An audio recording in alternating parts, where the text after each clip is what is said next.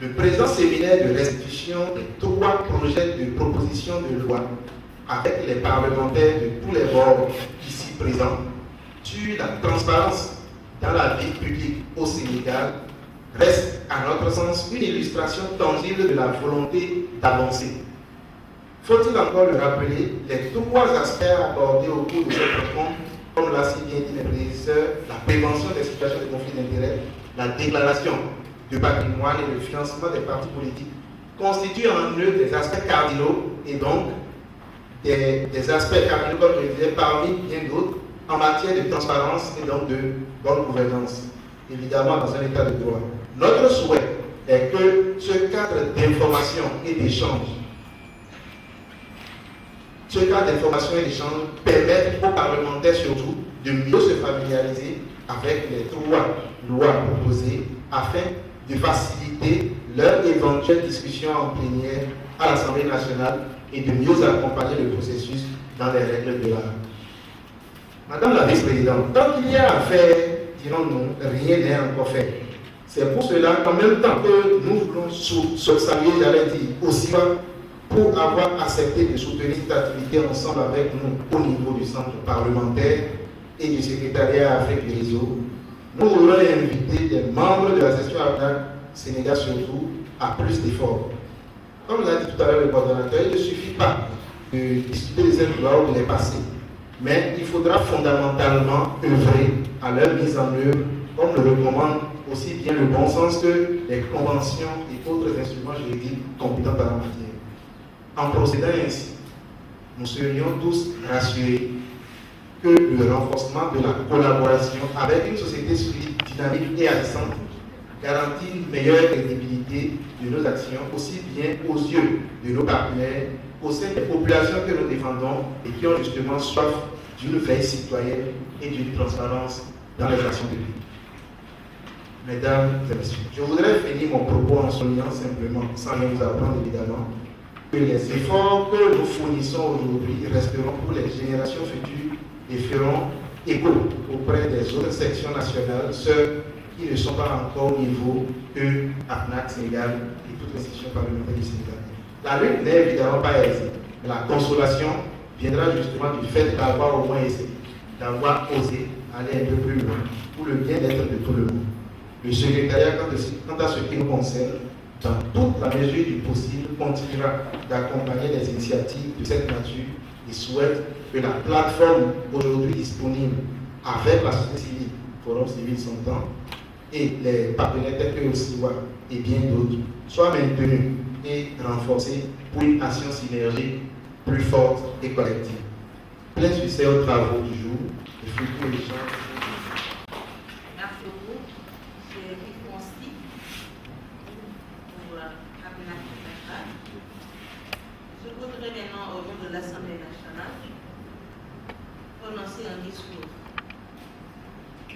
Honorable député, Mesdames, Messieurs les membres du Forum civil, Monsieur le représentant, Madame la représentante de l'initiative de la Société ouverte pour l'Afrique occidentale, OSIWA, Monsieur les membres du réseau des parlementaires africains contre la corruption africaine, Mesdames, Messieurs les professeurs, chers invités, l'Assemblée nationale que j'ai l'honneur de représenter salue l'initiative prise par le Forum civil organisé à Saly les 19 et 20 août 2013, un séminaire de restitution des projets et propositions de loi sur la transparence dans la vie publique.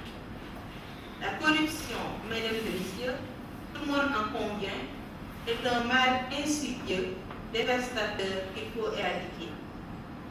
Le Sénégal, notre pays, a depuis longtemps, mais surtout lors de l'avènement de la deuxième alternance, qui s'est soldée par l'élection de son Excellence Monsieur le Président Macky Sall, affiché sa réelle volonté de lutter contre ce fléau par la mise en place d'organes de répression et par le vote de certaines lois. Seulement, il faut reconnaître que dans le domaine des droits, le processus d'élaboration vaut presque autant que le contenu, car les droits construits en commun grâce à un processus démocratique temps nécessaire seront, à mon avis, plus faciles à faire respecter que s'ils ont été définis par des législateurs ou uniquement par des experts. Le Sénégal a changé et les Sénégalais aussi ont changé. Le temps semble révolu de vouloir octroyer des droits par le haut. Au contraire, ces droits doivent faire l'objet d'une élaboration démocratique selon une logique de citoyenneté active, car il y a là manifestement une occasion unique de faire fonctionner concrètement l'espace public démocratique et de susciter cette citoyenneté sénégalaise en lui offrant des possibilités d'expression. Ce séminaire d'imprégnation et d'appropriation de sa vie est le lancement d'un processus élargi de réflexion collective en vue d'approfondir et de préciser les orientations vers lesquelles doit se diriger notre cher Sénégal. Pour sortir des difficultés, sera l'occasion de restituer et de débattre autour des projets et propositions de loi sur la transparence dans la vie publique et participe à n'en pas douter de cette volonté de renforcer notre cadre juridique de lutte contre la corruption. Les projets et propositions de loi visées concernant la déclaration de patrimoine, le financement des partis politiques, la prévention des conflits d'intérêts sont des centres névralgiques du processus démocratique. Les scandales récents d'enrichissement personnel et de gestion patrimoniale des biens publics ont abouti au pillage des deniers publics. Il est tout à fait souhaitable qu'une catégorie de responsables nommés à des postes de commandement et de décision fasse une déclaration de patrimoine à l'entrée et à la sortie de leur prise de fonction. Le financement des partis politiques doit obéir à des règles de transparence. Le plafond, comme cela se fait ailleurs dans les pays démocratiques, pour limiter les risques de dépendance à des intérêts privés, à un système d'obligeance et de soumission à des groupes de pression. Enfin, un responsable a une fonction supérieure au niveau de l'État. Il doit se départir de représenter concomitamment des intérêts privés ou personnels. La défense de l'intérêt général doit primer sur les considérations personnelles ou privées. Le vote de ces propositions de loi renforcera sans aucun doute le dispositif de protection de l'intérêt général, de la gouvernance démocratique, l'indépendance des partis politiques, des groupes de presse et des grands groupes économiques et financiers, et une maîtrise de la traçabilité du financement des partis politiques. Le Sénégal veut innover dans beaucoup de domaines. Aujourd'hui, les citoyens responsables s'organisent collectivement pour prévenir le plus possible l'apparition de certaines situations préjudiciables à une démocratie véritable. De nos jours, les problèmes auxquels nos États sont confrontés sont d'une acuité telle qu'il faut véritablement une période de discussion et de délibération. Une chose reste sûre, l'Assemblée nationale est disposée à apporter son concours afin d'aider à mieux répondre aux attentes des citoyens. Sans aucun doute, ce partage autour de sujets d'intérêt national est une démarche à encourager. Je déclare ouvert le séminaire de restitution des projets et propositions de loi sur la transparence dans la vie publique et je souhaite l'inciter à votre appui. Je vous remercie de votre attention.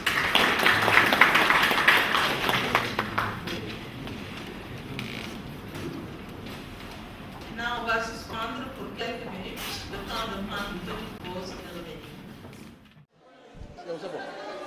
C'est bon. Voilà.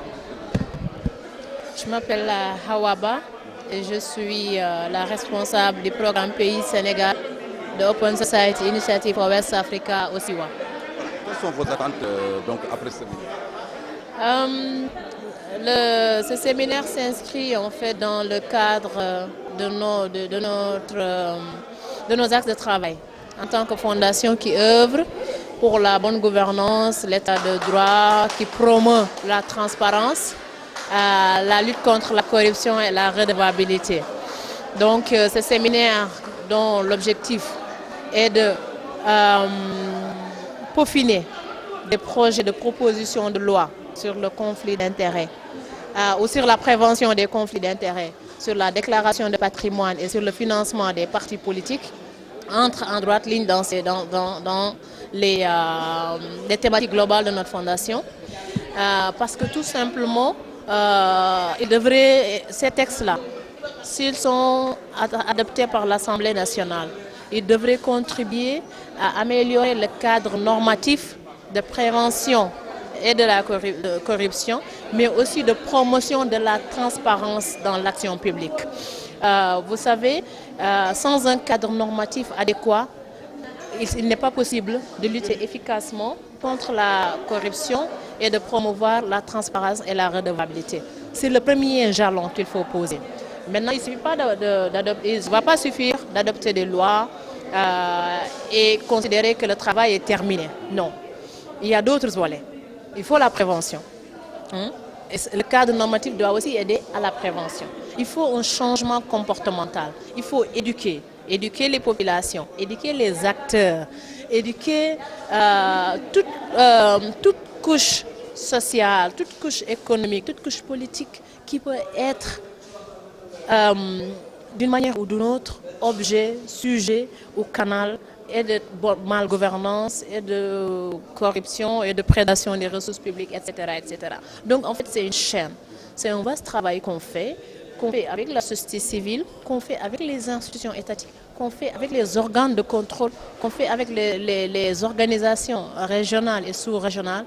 Et c'est cette synergie-là dans l'action, cette synergie dans la collaboration, cette synergie dans la gestation, dans la conceptualisation, dans la mise en œuvre et dans ce travail de permanence, ce travail titanesque qui est surtout le défi de changer les comportements. Parce qu'il faut changer les comportements à la base. Ce travail-là, il ne peut pas être fait seul. Ce défi-là, on ne peut pas le relever seul. Pas en tant qu'institution, pas en tant qu'acteur de la société civile, pas en tant qu'institution étatique, pas en tant qu'acteur politique. Donc il faut une synergie d'action, une synergie des efforts, un travail qui se fait à plusieurs niveaux, mais dans un seul axe et dans un seul cadre cohérent et logique, c'est-à-dire tendant vers un seul objectif et se donnant tous les moyens pour les atteindre. En fait, c'est pour ça aussi que pour ma fondation, la fondation Open Society Initiative for West Africa, que nous nous réjouissons de ce cadre-là. Parce que ce n'est pas toujours qu'on a un cadre comme ça, c'est-à-dire d'implication, d'imprégnation à la base, dès le départ, de toutes les catégories d'acteurs. Aujourd'hui, on a la société civile qui est représentée par le Forum civil, qui travaille de concert avec les parlementaires, avec l'APNAC, avec le Parlement en général, pour co-générer avec eux des lois, des textes réglementaires qui vont aider notre pays à mieux s'inscrire dans la transparence, dans la redevabilité, dans la bonne gouvernance d'une manière générale. Et je pense que c'est une initiative qu'il faut saluer et que nous encourageons. Parce que justement, comme je le disais tantôt, nous pensons qu'il faut aller ensemble, il faut cette synergie-là pour une meilleure atteinte des résultats que nous recherchons. Je vous en prie. Oui, je m'appelle Aminata Gueye, députée à l'Assemblée nationale, présidente commission éducation, jeunesse, sport et loisirs, et je suis membre du réseau APNAC. Est-ce que l'OFNAC peut vraiment lutter contre la corruption? Bien sûr, donc, parce que lutter contre la corruption, ce n'est pas une chose facile. Donc, on sait que la corruption n'est pas une petite chose, mais quand même la volonté est là, la volonté politique est là, et nous, en tant qu'élus du peuple, nous sommes les premiers à être interpellés, parce que nous représentons le peuple. Nous représentons la population et donc on doit se focaliser sur la sensibilisation, donc échanger avec les populations sur les dérives de la corruption. Donc c'est la raison de ce séminaire. Ce séminaire s'inscrit dans le cadre d'une sensibilisation, de bien outiller les parlementaires pour qu'ils puissent jouer pleinement leur rôle.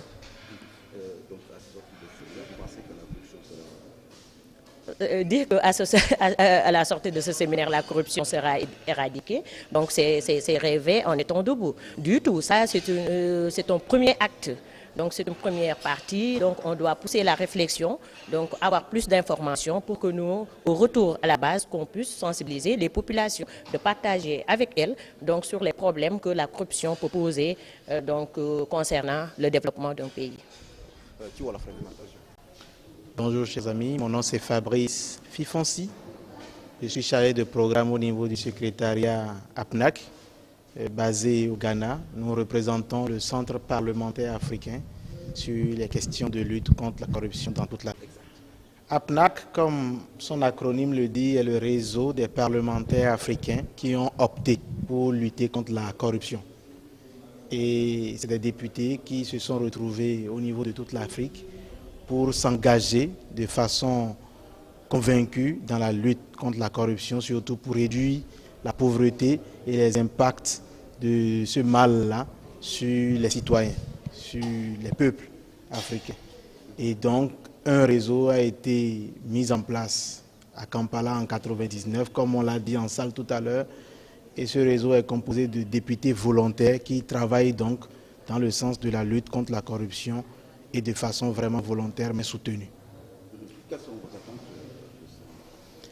Bon, qu'est-ce qu'il faut attendre? Vous savez, pour lutter contre n'importe quelle chose, il faut des outils, il faut des instruments. Donc c'est dans ce cadre-là que les députés sénégalais se sont rassemblés encore pour dire notre lutte, nous voulons la mener sur le plan du cadre institutionnel. Il faut des outils, il faut des instruments. Et on le sait bien, le cadre juridique est important. Donc il faut mettre en place un mécanisme qui permette de disposer donc d'outils juridiques. Et c'est dans ce cadre que 3 outils ont été identifiés ici au Sénégal, que nous, au niveau de l'APNAC Afrique, nous soutenons. Il s'agit bien de prévenir les situations de conflit d'intérêts. Il s'agit à nos leaders de déclarer leur patrimoine en entrant et en sortant. Et enfin, il s'agit de voir comment est-ce qu'on contrôle le mécanisme de financement des partis politiques. C'est autant de girons qui renferment des instances de corruption. Donc si ces mécanismes sont mis en place, si ces projets de loi sont acceptés, nous pensons et nous espérons que ça peut contrôler un tant soit peu et endiguer le mal dont nous parlons. Madame Awa Gueye, première vice-présidente à l'Assemblée nationale. Voilà, Madame Gueye, aujourd'hui, par rapport à cet atelier, quel est le rôle de l'APNAC? Alors, l'APNAC est un réseau de parlementaires qui lutte contre la corruption. Et c'est un réseau très dynamique. Et aujourd'hui, ce réseau, en rapport avec le Forum civil, a organisé un atelier de restitution sur les projets et propositions de loi qui visent la gouvernance publique. Et c'est une initiative que l'Assemblée nationale apprécie, parce que tout le monde sait que depuis l'avènement de la deuxième alternance, le Sénégal a changé et les Sénégalais ont changé aussi. Et le temps où les lois étaient octroyées d'en haut, ce temps-là est révolu. Et je pense que les droits et les lois qui sont élaborés en commun accord entre le peuple à travers leurs représentants, ce sont les députés, les experts du droit et les professionnels du droit et les experts, ces lois-là sont plus faciles à accepter et à respecter. Et c'est pourquoi donc, encore une fois, je voudrais saluer cette initiative du Forum civil. Aujourd'hui, on va réfléchir sur des projets de loi qui contribuent à instaurer la démocratie au Sénégal et la bonne. Il s'agit de la déclaration, projet de loi sur la déclaration du patrimoine, le financement des partis politiques et les conflits d'intérêts. Parce qu'en fait, il est tout à fait souhaitable qu'une personne promise au poste de responsabilité fasse sa déclaration politique au début de sa fonction comme à la fin de l'exercice de sa fonction. De même, le financement des partis politiques doit obéir à des règles de transparence. Et les conflits d'intérêts aussi doivent être résolus car l'intérêt public, l'intérêt général, doit primer sur tout autre intérêt privé ou personnel. Mais je viens prendre part à ce séminaire où j'ai été invité, un atelier de restitution d'un certain nombre de projets de propositions de loi, comme ils disent, concernant la corruption. Et qu'est-ce que vous pensez de ces projets de loi? Écoutez, ce que j'ai dit dans la salle, que je peux résumer, c'est que on nous a mis dans la tête que l'Afrique est pauvre et que les autres aident l'Afrique. alors que nous savons, les statistiques de la Banque africaine de développement l'ont montré récemment à Tunis. En 1980, le flux net de capitaux, c'est-à-dire le volume d'argent qui sort de l'Afrique vers l'Europe, vers l'extérieur, et le volume d'argent qui rentre en Afrique, quand vous faites la comparaison, ce qui sort de l'Afrique excède ce qui rentre en Afrique de 594 milliards de dollars américains, c'est-à-dire à peu près 300 000 milliards de francs CFA.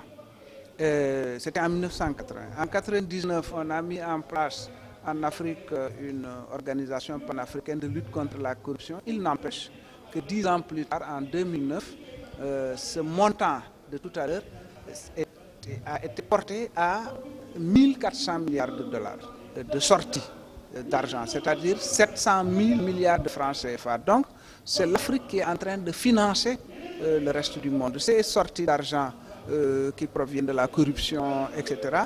J'ai dit, s'il y a des corrompus en Afrique, c'est parce qu'il y a des corrupteurs ailleurs qu'en Afrique. Et que le fond du problème, c'est là qu'il faut le chercher. On peut faire toutes sortes de lois, toutes sortes de textes. Je félicite d'ailleurs le Forum civil à cette occasion parce que pour moi, toute cette élaboration, ces instruments qu'on met en place sont utiles plus tard. Mais le fond du problème, ce ne sont pas les textes, c'est les hommes qu'il faut changer. Pensez-vous de la collaboration entre le Forum civil et l'Assemblée nationale? Non, mais c'est très bien. Je pense qu'il faut continuer à travailler ensemble, à essayer de renforcer l'appareil normatif. Mais le fond du problème, ce ne sont pas les textes, ce sont les gens. En tant que parlementaire et membre